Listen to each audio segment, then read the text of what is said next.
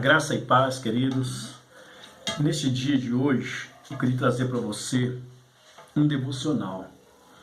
Isso, hoje não vou trazer uma pregação longa para você, como tenho feito nos dias anteriores. Todos, sabem, eu sou evangelista Gilmar. Eu queria estar trazendo para você esse devocional sobre as condições que estamos vivendo nos dias de hoje. E o tema que eu quero trazer para você nesse dia é abatidos, mas não destruídos. Eu quero ler com você um texto na Palavra de Deus que se encontra na segunda carta do apóstolo Paulo aos Coríntios, no capítulo 4, no versículo de 8 a 11. Então Paulo escreve assim: sofremos pressões de todos os lados, contudo não estamos arrasados, ficamos perplexos com os acontecimentos, mas não perdemos a esperança. Somos perseguidos, mas jamais desamparados, abatidos, mas jamais destruídos, trazendo sempre no corpo o morrer de Jesus, para que a vida de Jesus, da mesma forma, seja revelada no nosso corpo. Pois nós que estamos vivos, somos todos os dias entregues à morte, por amor a Jesus, para que a sua vida também se manifeste no corpo mortal. É isso aí. O apóstolo Paulo, escrevendo essas palavras, nós vamos dizer aqui nesse contexto, o seu sofrimento, mas permaneceu na esperança. Todos nós passamos por momentos difíceis. E isso é inevitável a qualquer ser humano. Não é porque ele é rico ou pobre, branco ou preto, alto ou baixo, gordo ou magro. Mas todos nós passamos por momentos difíceis.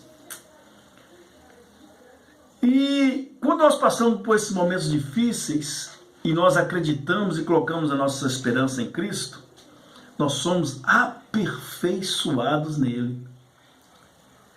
Então, assim como nós, o apóstolo Paulo também passou por esses momentos terríveis, por causa da sua decisão de negar-se a si mesmo, tomar a sua cruz e seguir a Jesus. O apóstolo Paulo escreveu assim, na segunda carta do apóstolo dele, à igreja que estava em Corinto, no capítulo 11, do versículo 24 a 27, Paulo escreve assim: recebi dos judeus 5 quarentenas de açoites, menos uma. 3 vezes fui açoitado com varas. 1 vez fui apedrejado. 3 vezes sofri naufrágio. 1 noite e 1 dia passei no abismo, em viagens muitas vezes, em perigos de rios, em perigos de salteadores, em perigos da minha própria nação, em perigo dos gentios, em perigos na cidade, em perigo no deserto, em perigo no mar, em perigo entre os falsos irmãos, em trabalhos e fadiga, em vigílias muitas vezes.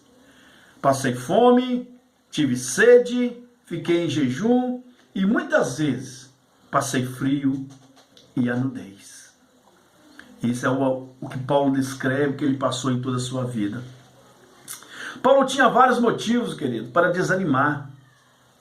Veja bem a perseguição sobre a vida dele e desistir. Mas ele prosseguia porque ele tinha um alvo. Em Filipenses capítulo 3, versículo 14, ele diz que ele tinha um alvo, ele prosseguia por esse alvo, que o prêmio da soberana vocação de Deus que estava em Cristo Jesus, ou seja, Deus o chamou. Então, quando ele atende o chamado de Deus,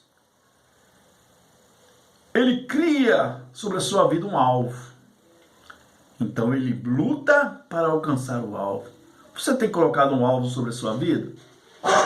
Nós que somos cristãos, que acreditamos em Jesus, que acreditamos na morte vida após morte, que acreditamos num novo céu, uma nova terra, o nosso alvo é chegar ao céu.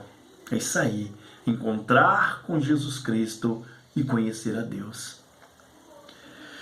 Então, algumas vezes, passamos por situações tão difíceis que não conseguimos enxergar soluções. Todas as nossas energias são consumidas, sentimos fracos demais para lutar. Nessas situações, nós ficamos desesperados. Choramos como crianças incapazes de reagir. São nessas situações que precisamos lembrar da atitude do apóstolo Paulo, que teve quando ele enfrentou a situação. Em 2 Coríntios, capítulo 12, versículo 10, ele diz assim: porque quando estou fraco, então estou forte. Porque o poder de Deus se aperfeiçoa em nossas fraquezas e nos tornamos fortes. Você não é fraco, querido. Se você clama a Deus, se você coloca os seus problemas em Deus, você não é fraco. Você é forte. Não importa a grandeza do problema diante da soberania de Deus. Deus é muito maior do que os seus problemas. Deposite nele essa confiança. Nós somos vasos de barro, revelando o infinito poder do olheiro. Isso, ele é o olheiro e nós somos os vasos. Então o olheiro sabe o que faz com o vaso. Ele aperfeiçoa, ele dá prioridade ao vaso para fazer sempre um vaso bonito. Então o apóstolo Paulo, inspirado pelo Espírito Santo, ele escreveu: temos, porém, esse tesouro em vasos de barro. Você e eu somos vasos de barro, para que a excelência do poder seja de Deus e não de nós. Ou seja, não somos nada.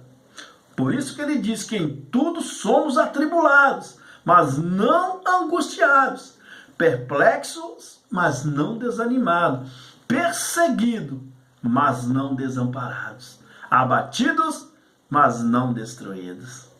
É isso aí. Você não será destruído pelos seus problemas, pelas suas dificuldades. Você às vezes será destruído porque não crer num Deus que pode fazer grandes coisas por você. Porque nesses versículos são apresentados alguns aspectos que diferenciam os que caminham com Cristo e os que não caminham com Ele. Porque quem não caminha com Cristo, toda vez que surgir um problema, ele vai desesperar, vai desanimar, vai prostrar. Mas aqueles que andam no caminho, que têm o Senhor como um Deus, o Senhor Jesus como aquele que é solucionador de problemas, aquele em que eu entrego a minha vida a Ele, entrego meus problemas a Ele, porque eu sei que Ele é capaz de resolver. É isso aí. Porque o Senhor jamais vai nos abandonar. Jamais. Você caminham com Cristo, passam por necessidades e por situações extremamente difíceis, querido. Não é porque nós somos crentes que nós estamos livres de dificuldades, não. Vai vir tribulações sobre as nossas vidas, mas nós não perdemos a esperança, porque o Senhor jamais vai nos abandonar. Em Romanos capítulo 8, versículo 37, ele diz que nós somos mais que vencedores em Cristo Jesus. Então, se estamos em Cristo Jesus, a vitória é certa. Então, querido, aprenda uma coisa no que Paulo escreveu em Coríntios, 2 Coríntios 4, de 7 a 11, de 8 a 11. Se você estiver atribulado, saiba que o Senhor não deixará ficar angustiado. Talvez você se surpreenda com as tragédias repentinas, mas o Senhor caminha com você e não deixará desanimar. Tragédias vêm, corta nosso coração, tenta abater a nossa alma, mas o Senhor não nos deixa desanimar. O Senhor caminha conosco. E se perseguirem você, não temas. Deus é a sua justiça. Não te deixará desamparado. Se você chegar a sentir abatido e derrotado, sem chance de voltar a lutar, saiba que Deus, o Todo-Poderoso, não o deixará destruído. E sempre estará pronto para levantar. Porque Deus é que nos sustenta. Deus é que nos fortalece. É Deus que nos põe de pé. E Jesus disse então: no mundo tereis aflições, mas tem de bom ânimo, eu venci o mundo. Isso aí está escrito em João 16:33. Então nele podemos confiar, querido. Então se você está passando neste momento por uma grande dificuldade, Deus vai te sustentar. Eu quero orar por você. Não te conheço, às vezes você que está me vendo neste momento, qual é o problema que tem surgido sobre a sua vida, mas Deus quer te fazer vencedor. Deus quer te dar forças. Deus vai te sustentar. Você não será destruído e você não ficará prostrado. Porque a Bíblia diz que o homem cai, aquele que teme a Deus, mas não fica prostrado, porque Deus o coloca de pé. Querido Deus e Pai, eu quero neste momento colocar diante de Ti a vida de todos aqueles que neste momento passam por tribulações, passam por dificuldades, que estão sem esperança pelo acontecimento que está ao nosso redor, tanto no mundo, mas também no Brasil. Sabemos, meu Pai, que as coisas estão dificultando, mas uma coisa é certa, nós esperamos em Ti, porque sabemos que o Senhor é abençoador. Por isso, Senhor, dê cada um dos Teus filhos agora, neste momento, uma bênção tal, que eles possam sentir que o Senhor está com eles, meu Pai. Eu quero repreender toda enfermidade, Senhor, seja ela espiritual, seja ela física. Em nome de Jesus, eu anulo qualquer intenção do inferno contra a vida daqueles que estão ouvindo e vendo estas palavras.